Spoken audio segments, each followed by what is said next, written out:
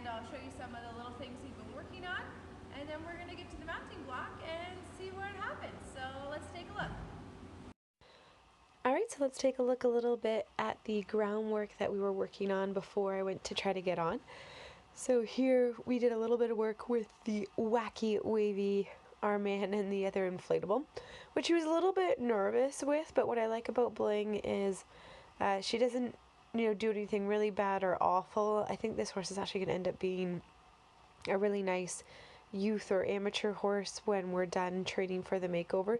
She's just pretty level headed and she learns things pretty quickly, especially when it comes to confidence type stuff. So she handled that pretty well. And then I always want to make sure that I do things on both sides because you can have one eye of the horse trained. And so it's really important that you train both eyes of the horse to see things, but that also means that you have to switch sides as well. If I stayed on the left side of her, for example, then I would be blocking, or like I would be protecting her from the wacky wavy armband. So it's important that I put her on the side of that. So then here when I ask her to go sideways over the pole, I'm basically testing to see if she can still take direction from me while having that distraction. Now this was her first time having the wacky wavy arm people, so I didn't want to put it too difficult and go backwards with her bum to it right away. I wanted to make sure that we did that with her front end facing the wacky wavy people first, so that way she could get comfortable with that and understand that. And since she was really good with that, I decided why not see if we can put her bum to the wacky wavy people and try this as well. So that's just kind of taking it one step further.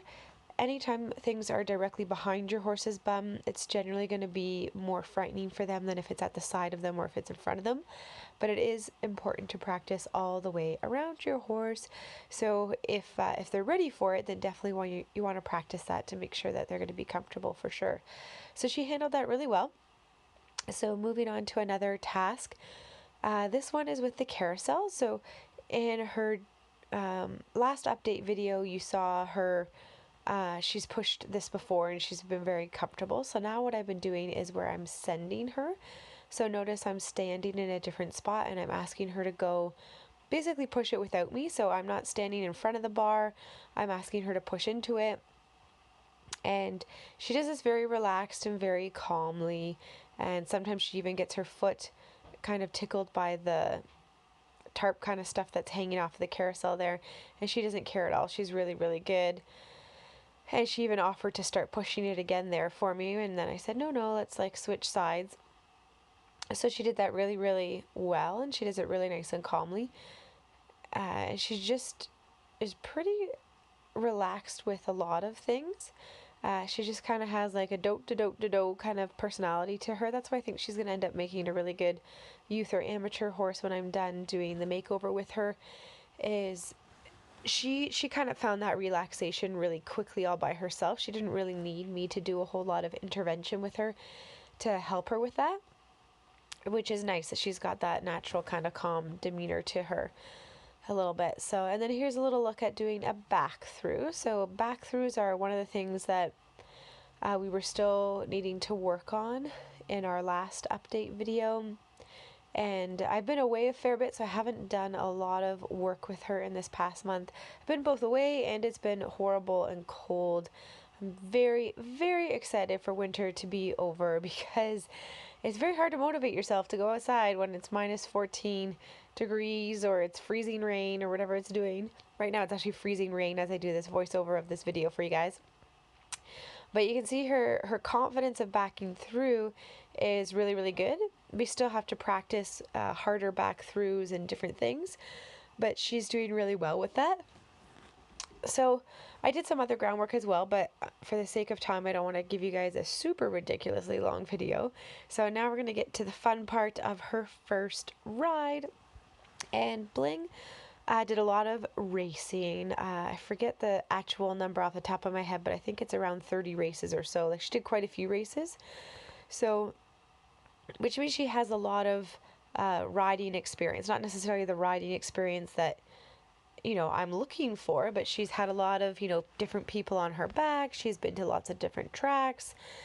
So for her, I expect her to kind of know quite a few things already in terms of like left, right, stop, go, all those types of things. I expect her to be pretty confident in.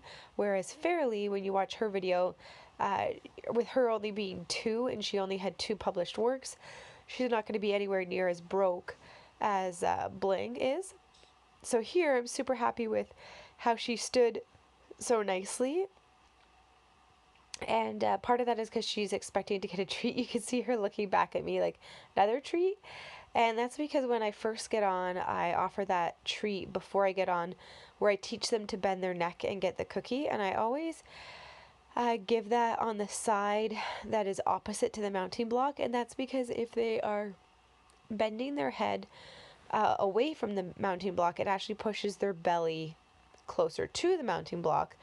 Whereas if I was on the mounting block and I gave her a treat on the side of the mounting block, then she might bend to face me, which means that her saddle position would swing away from the mounting block, which is not what we want when we're trying to get on.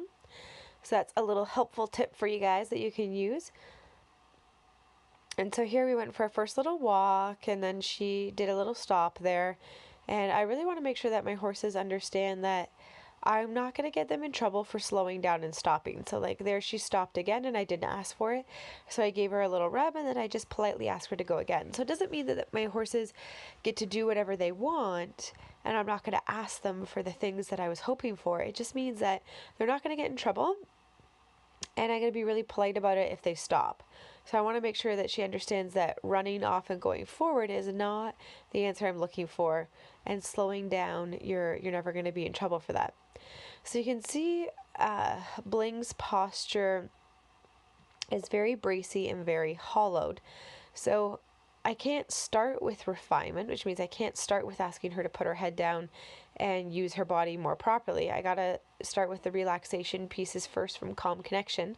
So here I'm going to get into a little bit of S pattern stuff and just get her bending off of one rein and then the other, making sure that she understands left and right and that I can ride her on a loose rein, that she's not trying to run off on that and that she can be soft to that.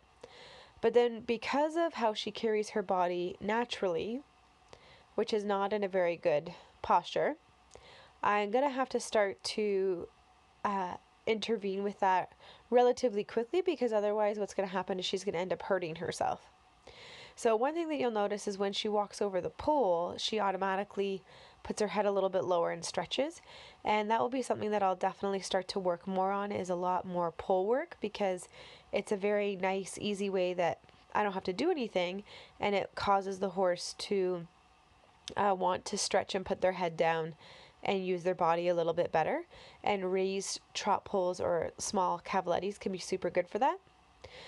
So since she was good with doing the S pattern and switching the reins back and forth, and she's walking nicely on a relaxed rein, now I'm going to start to teach her that I want her to use herself properly.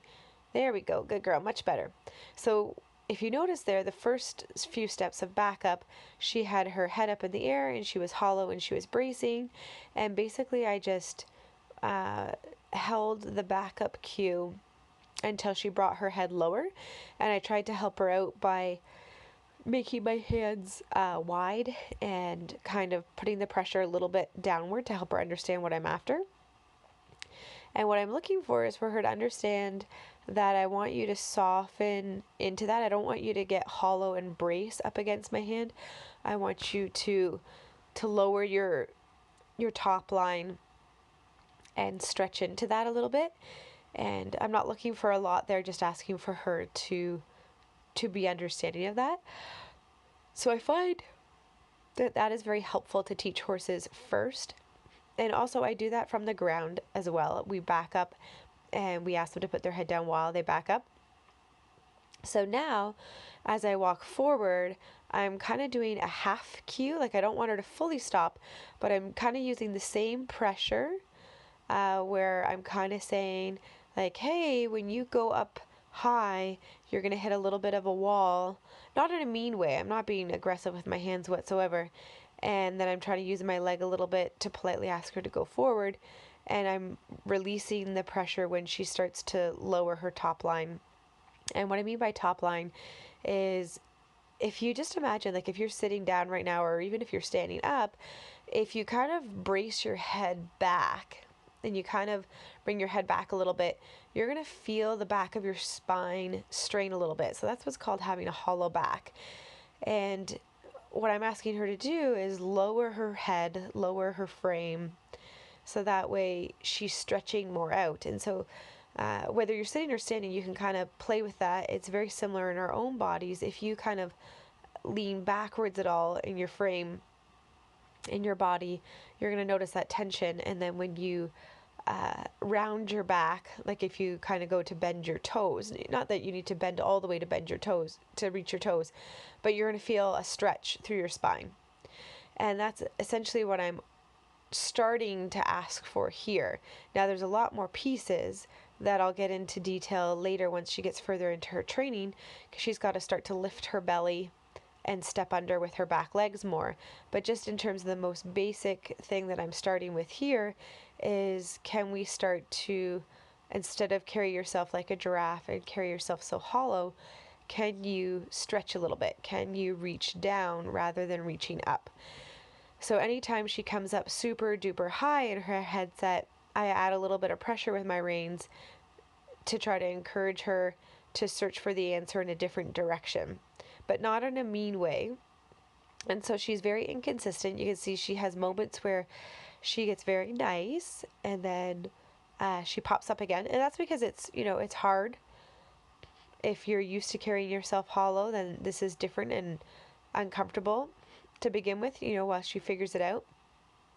And so I'm trying to be very polite with her, not doing too much. And she is just riding in the Fusion halter. So it's the exact same tool that we use for the groundwork for the halter. So it's not different for her. She can understand it. And so she did really well there. So I'm just going to try some more back up here. And sometimes this happens where you're going around at the walk, and then all of a sudden your backup kind of goes. So you want to make sure that you still have your backup. And so here the issue is she's not moving her hip over. And I haven't really taught her forehand turns or anything like that yet from the saddle. We've done them on the ground, but I need her to move her hip. So there I get her to move her hip, because otherwise I was asking her to back up into the wall. And then we'll try that back up again, which she's kind of bracing on me now. And she's saying, where do you want me to go? So I'm not going to do anything mean to her. I'm not going to be aggressive with her in any stretch, but I'm going to just kind of politely pulse that pressure until she figures to step back. And then she did step back, so then I offer a little bit of release, a little bit of reward there, because I want to make sure she understands that she did really well. So apologies for the footage there for a second. And then we'll get back to it, and I'm going to do another little backup for you guys. So much better on that one there. So that's a fantastic first session, first ride, and I'm going to hop off. It's important that we keep these sessions short in the beginning, because their backs are not strong when they come off the track, and you want to build them up slowly. You don't want to make them sore, because that's not going to be fun for them. So I hope you guys enjoyed that. I hope you learned something. Remember to like this video, comment, and tell me what you think, and I will see you next time. Hopefully you subscribe. Bye for now, guys.